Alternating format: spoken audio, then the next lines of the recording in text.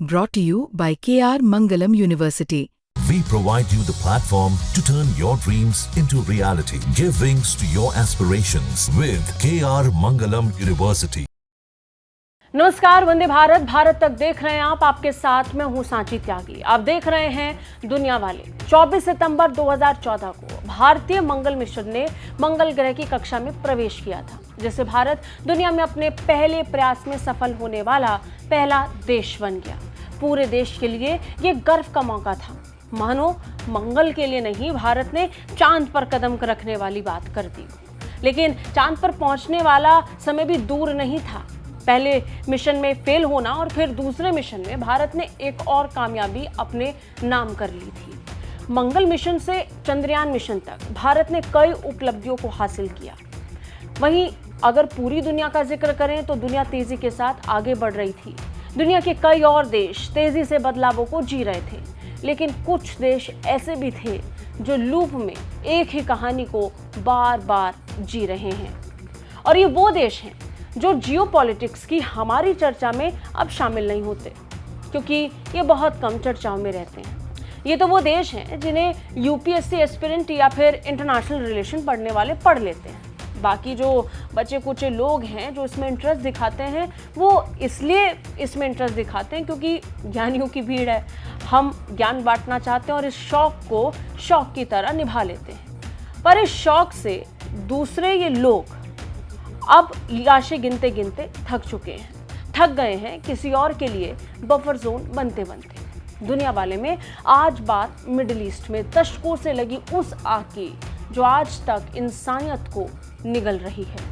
विषय गंभीर है, बड़ा है, शायद पूरी तरह से इस वीडियो में कवर भी ना हो पाए, लेकिन कोशिश करेंगे कि इस छोटे से अंश में ज़्यादा बेहतर तरीके से मौजूदा हालात बता सकें।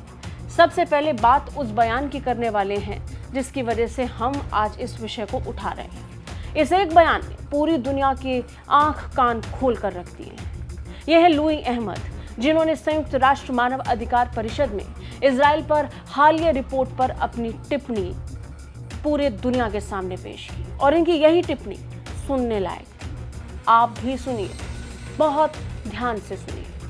I ask the UN, the Arab League, and everyone who has been raising the Palestinian flag since October 7, where is the flag of Yemen? In my country, 500,000 people have died in the last 10 years. The biggest famine and humanitarian crisis in modern history. Why does no one care when 500,000 Yemenis die? What about Sudan? In less than 2 years, more than 150,000 people have been killed. Where is the flag of Sudan? What about Syria? 500,000 Syrians have been killed. Where is the Syrian flag? High Commissioner, why is it that when Arabs kill millions of Arabs, no one bats an eye? Where is the outrage and where are the protests? High Commissioner, may I ask why your report mentions Israel 188 times, yet fails to mention the Islamic regime in Iran even once? How can you speak about the conflict while ignoring the party that has armed, trained, and funded terror proxies like Hamas, Hezbollah, and the Houthis, who have been bombing Israel thousands of times? Why don't you mention the Houthis in Yemen? Louis के इस बयान ने पूरी दुनिया को हिलाकर रख दिया है, जगा दिया है, उन लोगों को एक्सपोज कर दिया है जो अक्टूबर 2023 से बार बार इजराइल फिलिस्तीन की रट लगा रहे हैं, जो हर बार संयुक्त राष्ट्र में कोई ना कोई पर्चा लेकर आ जाते हैं और इजराइल की निंदा करने लगते हैं। गाजा प्रेम, फिलिस्तीन को लेकर जो गुस्सा है वो कई देशों का निकलकर सामने आता है। ये लोग बहुत सेलेक्टिवली कैसे शोर मचा रहे हैं, कैसे सेलेक्टिवली चुप हो जाते हैं, इसे लुई ने एक्सपोज किया है। लुई ने कहा कि पूरी दुनिया सिर्फ और सिर्फ फिलिस्तीन में मर रहे लोगों को देख रही है, उन पर शोर मचा रही है। यूएन पर भी इस पर लुई ने बोला था, आपने अभी सुना। इसके साथ साथ उन्होंने उन देशों का जिक्र किया जो दुनिया की नजरों से दूर हो चुके हैं। सीरिया, लीबिया, यहाँ हालात क्या हैं? बहुत तनावपूर्ण, लेकिन कोई देखना नहीं चाहता है।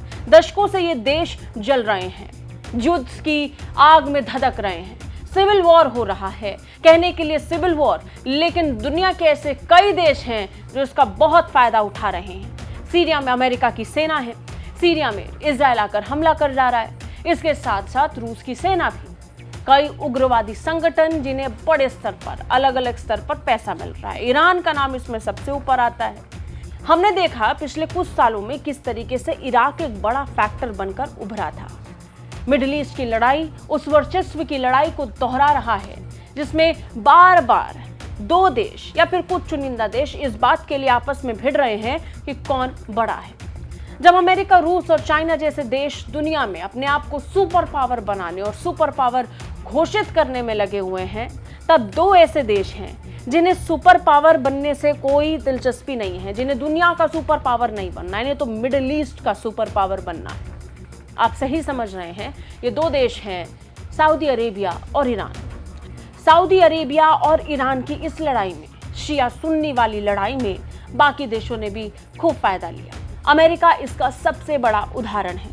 लेकिन हम बात संयुक्त राष्ट्र में उस मौके की करेंगे जब बहुत सेलेक्टिवली लोग ये भूल जाते हैं कि वही मिडिल ईस्ट है और इसी मिडिल ईस्ट में कई ऐसे इस्लामिक देश हैं जो इस्लामिक देशों को ही निशाना बना रहे हैं।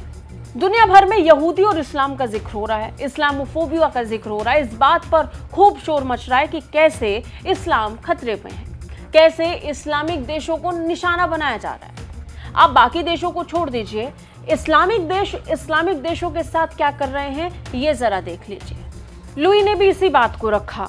लुई ने अपने बयान में कहा कि क्या मैं पूछ सकता हूं कि आपकी रिपोर्ट में इजराइल का उल्लेख 188 बार किया गया। गौर करने वाली बात यह है कि संयुक्त राष्ट्र की हालिया रिपोर्ट में इजराइल का उल्लेख 188 बार किया गया, जबकि ईरान का एक बार भी कहीं जिक्र नहीं आया। बार बार संघर्षों की बात होती है और इस संघर्ष में इजराइल और फिलिस्तीन को पूरी दुनिया बहुत सुनती है, लेकिन कोई भी हूतियों के बारे में नहीं सुनती।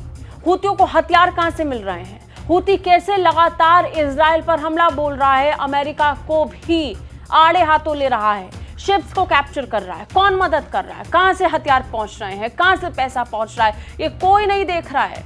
अमेरिका भी नहीं, संयुक्त राष्ट्र तो छोड़ ही दीजिए। संयुक्त राष्ट्र को लेकर कई मौकों पर कई बार कहा गया है कि सिर्फ बोलने के लिए एक ऐसा संगठन रह गया है जो युद्ध को रोक देगा, लेकिन हाल फिलहाल के सालों में हमने देखा है कि एक भी युद्ध संयुक्त राष्ट्र रोक नहीं पाया है।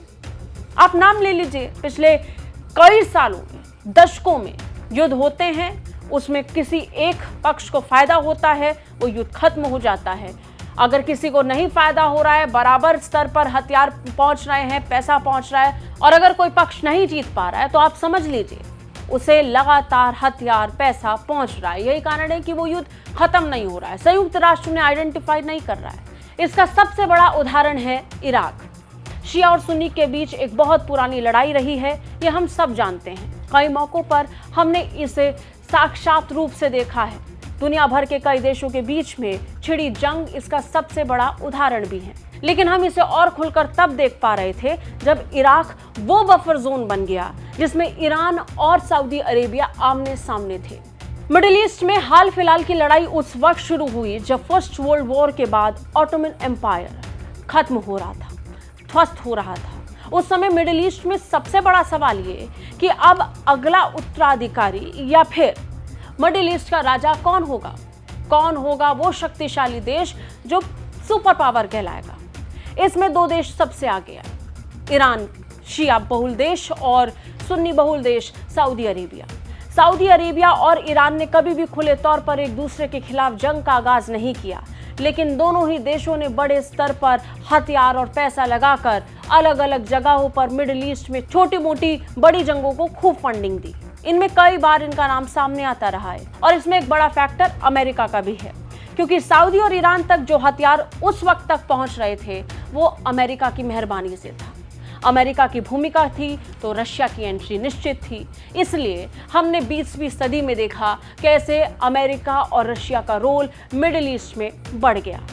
लेकिन धीरे धीरे अब ये लड़ाई मिडिल ईस्ट में अरब वॉर तक पहुंच चुकी थी। अरब देशों के बीच एक अलग तरीके की भिड़ंत, और धीरे धीरे हमने इराक को बफर जोन बनते हुए देख लिया।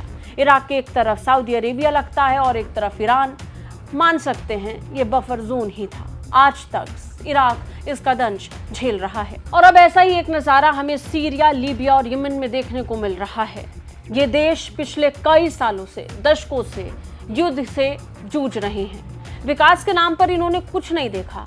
आप आर्टिफिशियल इंटेलिजेंस का जिक्र कर रहे हैं, आप चांद पर पहुंच रहे हैं, आप स्पेस एक्स की मदद से अपने रॉकेट्स भेज रहे हैं, आप बहुत डेवलपमेंट कर रहे हैं, 6th जनरेशन फाइटर जेट्स आप बना रहे हैं, एयर डिफेंस सिस्टम काम कर रहे हैं, लेकिन ये देश क्या कर रहे हैं? ये उस प्रैक्टिस वॉर का हिस्सा बन चुके हैं जहां ये सिर्फ इन हथियारों के परीक्षण से ज्यादा और कुछ नहीं देखते हैं, जिनमें इन देशों में लोगों की सिर्फ मौत होती है।